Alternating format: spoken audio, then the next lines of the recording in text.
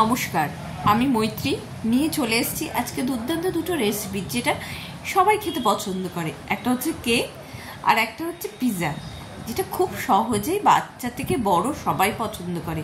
আর সেটা যদি বাড়িতেই সহজে বানিয়ে নেওয়া যায় তাহলে তো আর কোনো চিন্তাই নেই। তাই প্রথমে বানিয়ে নিচ্ছি আমি একটা ম্যাঙ্গো সুজি কেক। কোনো কিছুই লাগবে না, মানে ভীষণ ইজি এবং খুব সহজেই তৈরি হয়ে যাবে।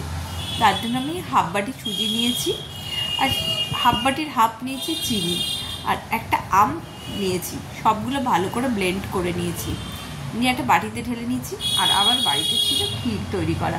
ক্ষীরটা অপশনাল, যেহেতু এটা স্বাদটা বাড়ানোর জন্য আমি ক্ষীরটা দিয়েছি। আর তার সাথে দিয়ে দিয়েছি একটা ছোট্ট প্যাকেট, 10 টাকার প্যাকেটগুলোর আমুল গুঁড়ো। নিয়ে এটাই ব্যাটারটাকে ভালোভাবে ফেটিয়ে নিয়েছি।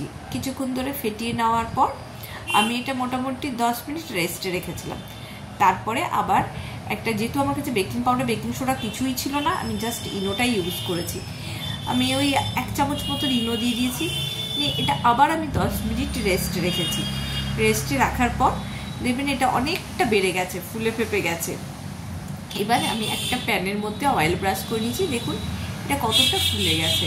এটা আরেকটু ফেটিয়ে নিলাম। এবার একটা বাটার পেপার দিয়ে এই ব্যাটারটা দিয়ে দিলাম।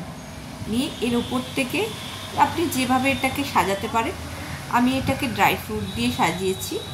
আমার কাছে আমন্ড, পেস্তা, কাজু যেগুলো ছিল সেগুলো দিয়ে এটার ওপর দিয়ে আমি ডেকোরেশন করে নিয়েছি।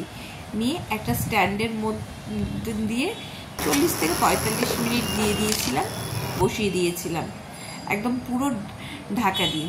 নিয়ে আমার তৈরি হয়ে গেছে এই যে সুন্দর ম্যাঙ্গো কেকটা, কোনো রকম ঝামেলা ছাড়াই।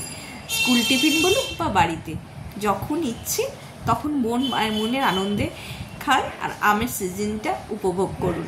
আর তার সাথে যদি থেকে যায় এইরকম একটা পিৎজা, তাহলে কার না ভালো লাগে।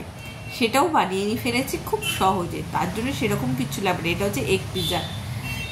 3টে ডিম নিয়ে নিয়েছি, তার মধ্যে ক্যাপসিকাম, রেড ক্যাপসিকাম, টমেটো, আর দিয়ে দিয়েছি পেঁয়াজ, আর তার সাথে একটু লঙ্কা গুঁড়ো, একটু চিলি ফ্লেক্স, একটু অরিগানো, সব দিয়ে দিয়েছি। দিয়ে এটাকে ভালোভাবে নেড়ে নিয়েছি। ব্যাস তাওয়ার মধ্যে দিয়ে দিয়েছি।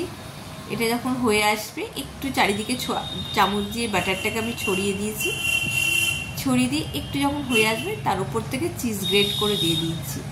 নিয়ে একটু ঢেকে রেখে দিয়েছি 10 মিনিটের মতন। চিজটা যে মেল্ট হয়ে গেছে তারপর আমি নামিয়ে নিয়েছি। নিয়ে ওটা কেটে নিয়ে সার্ভ করে নিয়েছি। কেমন লাগলো রেসিপি দুটো অবশ্যই জানাবেন।